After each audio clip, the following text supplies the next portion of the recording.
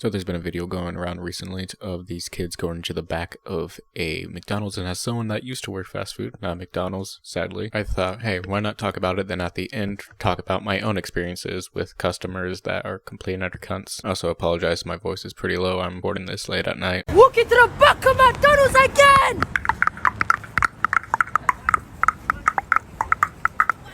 Let's get at that. As you can see, I'm walking, yeah? So this video starts with them proudly saying that they're doing this again, as in this is not the first time, and the only reason why they're doing it again is because they probably didn't get in trouble the first time. Along with the fucking clicking that they do, like some weird fucking mating call, just to... I mean, it's probably just to show that they're in a gang, man. They're in a fucking gang. The high riders, dude, just... Am I now in the gang? Do I get to shank a motherfucker? Let's go, let's check the inspection. It's the Mizzy. I'm a wife from Alright, let's check the inspection. I'm walking, let's check the inspection. Thank you very much. Inspection. Inspection. Crazy. I have to check the inspection. I have to check the fries and everything. I have to check everything just in case. And as you just saw them running around yelling inspection with the weird fucking after audio put on of him just saying, oh yeah, we gotta do an inspection, man. I was looking around doing shit. All I gotta say for that is that I am impressed, dude, because the place I used to work at, the fucking floor was covered in grease, and like one small little move, you'd fucking fall on your back and knock the goddamn wind out of you. So I'm just impressed they didn't fall and hurt themselves. They didn't get locked in something that I first thought was a freezer, but just looks like an extra storage place. If it was the freezer, then I would have made a joke about it being the workers' little therapy room, because the freezer is a therapy room. You would go in there, it'd be nice and cold, and it'd be also soundproof, so you can just fucking let it out. Call the police. Sexual harassment. I'm recording this. I'm recording this. But well, locked in the little storage room, they start making claims of sexual harassment. You know sexual harassment, that tiny little thing that can ruin someone's fucking life. He was recording me. I was like, they can't record me. You might as well get my number before I'm famous. You just walked in. And the main kid, as you just saw, said, get my number before I'm fucking famous, yeah, get my number. It means that this is basically just clout driven. They're only doing this because it gets them views and shit. I mean, the original post, and I'm pretty sure their TikTok has been fucking taken down since I had to get this through a third source, Twitter, fuck. I also fucking hate that everything's just like clout driven now. Just, I can be an asshole as long as it get me a little bit of views because mommy doesn't give me enough attention, so I need validation from the internet. Like, go fuck yourself, okay? I don't care if you're like old or young, just go fuck yourself. Everyone should be criticized for the dumb shit they do, especially if it's just to get clicks and shit. It's so fucking dumb, and it pisses me off to a degree that I can just not explain, because just getting the little points on the internet is not an excuse for you to be an asshole. Nothing is an excuse to be an asshole, and it, especially towards fucking fast food workers, because I myself used to be fast food, where I had to deal with so many fucking assholes and get yelled at and berated all the goddamn time, and I had to put on a fake smile and say, I'm sorry about that. I fucking hated it, and seeing this happen just everywhere makes me feel so bad for them, because I had to go through that, and seeing other people go through that fucking hurts me. It's the first time you asked me to come inside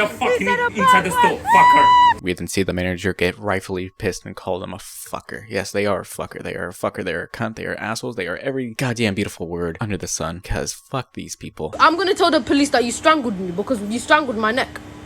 I have video footage of you strangling my neck. It's the teenagers. Yeah, you never strangled my neck. But I just said, like, you strangled my neck. The kid also makes up a lie that the fucking manager also strangled him. Says, oh, I got fucking video proof. But I wouldn't be surprised if the manager actually was just thinking that at that moment. Just, oh, I was strangling you, huh? That seems nice. So what happens to the kids? Do they get in trouble and they learn their lesson? No, they don't get in trouble at all. They fucking go home and eat their fucking beans and toast or whatever the fuck British people eat, just like a fucking normal, because they didn't get in trouble, which is dumb. Isn't this like breaking some sort of trespassing law? Because you are going into a place that's only meant for a certain type of people, the employees and the managers. Or is it just because they're kids? They get off just because they're kids, like, oh, they'll learn through this. No, they fucking won't. If they don't get in trouble, they won't fucking learn from their mistakes, because they think that this will be fine since they're not getting in trouble. It's fucking stupid, because I know if I were to do this when I was 13, I'd get my ass handed to me. And I'm not saying like arrest the kids or fine the kids. I'm saying there should be at least some sort of punishment for this. Take away their Xbox, their PlayStation, their little fucking Fortnite account. Take something away from them, or at least fucking talk to them like very sternly and say, hey, don't fucking do this, assholes. Because if you don't punish the kids, they're not gonna fucking learn. They're just gonna keep doing this, and I just hate it a lot. This video pissed me off to a degree that I had no idea existed. And now it's time for me to talk about my own stories about me working fast food. What was that fast food place? Raising Cane's, where we only have 5 things on the menu. chicken, chicken, chicken, chicken, and, well, you know, chicken. And due to there only being like 5 things on the menu, I never really got why people came up to the drive-thru and went, yeah, give me a second. Like, we have 5 things on the menu. Just pick how fat you want to fucking be, dude. Just how fat do you want to be today? And we'll give it to you. Also, to the people that ordered like unsalted fries, go fuck yourself. Okay, now it's time for the actual stories. And I remember like the first week working there, after all my training's done, like a couple days afterwards, I believe, a bunch of people come in from like a car show, and so it's extremely busy. And after everyone leave, you get this couple come up and say, hey, yeah, there's a bunch of throw up in front of the bathroom, like not in the bathroom, in front of it, as in someone just didn't make it to the bathroom, just fucking chunks. So I look, and there it is, just fucking everywhere, chunks of just chicken and some other shit. I don't even fucking know to this day what the other shit was, but just there. Then I open up the fucking door, and there it is, just like dribbling down to the fucking toilet seat. I'm like, what the fuck? I just started working here. Now I gotta pick up some drunk's fucking throw up. And I did clean up that throw up. I cleaned that throw up so fucking good. Might I tell you, with these thin ass gloves that would break super easily. So I had to put like fucking 3 on. Then I had to put fucking scotch tape around the wrist because they're too big for me, since I have tiny little fucking baby hands, I guess. There's this time where I was outside, you know, with the tablets and shit, even though it was like extremely hot because this is fucking Bakersfield in July. And this guy with a lower truck comes in. We have this little divot to actually get into like the parking space. So he comes in, little divot, and all I hear is because his front bumper fucking tore off, and he's just dragging it through the drive-thru, and he's like, hey bud, can you get me that? So I get it, and I'm about to throw it into the bed of the truck. He's like, no, up here. This is a 2-door truck. There is no back seat. And there he is, just like, yeah, keep it up here. It's like, it's not gonna fit through the fucking window. Oh, so I'll open up the door. So he opens up the door and just says, give it here. So I give it to him, take his order, and there his bumper is just like hanging out the fucking window while he's driving away. And after 6 weeks of just working there, I'm somehow training someone. Like, I've only worked there for 6 weeks. I don't know how the fuck to train someone, but okay. And that's not the thing. The training was fine, but we have this thing where, and this happens a lot, where if your food is taken like a while, we'll just tell you, hey, can you park in this specific spot so we can just take it out to you? So that happens, and I take her food out. I say, okay, have a nice day. I go back. Then a few minutes later, the lady comes back in. This is one whale of a lady. I thought I heard the fucking earth shatter when she started stepping. Just boom. Boom. The guy I was training goes up to her and says, how can I help you, Miss Duck? I forgot my ketchup. So he comes up to me. He's like, what do we do? Is like, does ketchup cost anything? It's like, no, ketchup is free. Just give her extra ketchup, like she said. And yeah, so he gives her ketchup, and then she goes, I like to speak to your manager.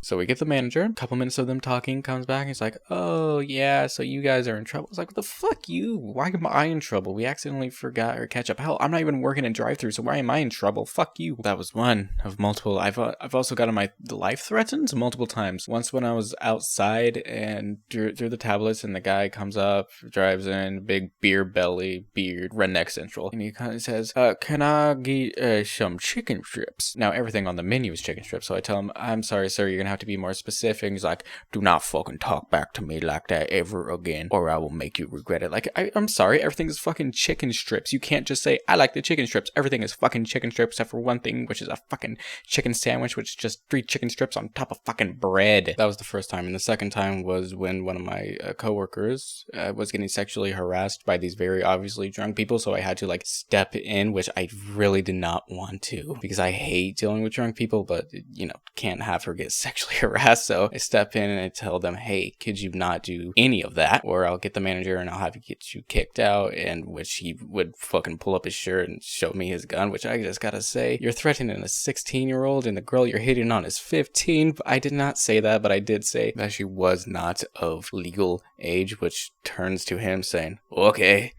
And which was something I was not expecting as a fucking answer at all. So I got the manager, he got kicked out with him and his buddies. That was all of that story. Nothing's big or anything. I never got into like a real big altercation with any type of customer. It's mostly just being yelled at or getting my life threatened. But there is like a couple stories from coworkers, like how one coworker got a fucking soda thrown at her just because it was the wrong soda. It's like, I asked for a Pepsi, I got a fucking Dr. Pepper, and fucking chucked it at her, and it just splattered everywhere, and she fucking, you know, still had to work. can't go home. So there she is, just all fucking sticky from the soda and shit. And also one thing I was also like extremely surprised about was just a whole lot of cart theft, because it was like in the place I was working at was in this big lot with other small little food places and a fucking Planet Fitness and shit. So I was surprised that there would be a whole lot of cart theft, but there was. And the real surprising bit about that was that I used to park like behind the Planet Fitness in like this small little alleyway, and it was never stolen, never almost like broken into, nothing like that, which was super surprising because like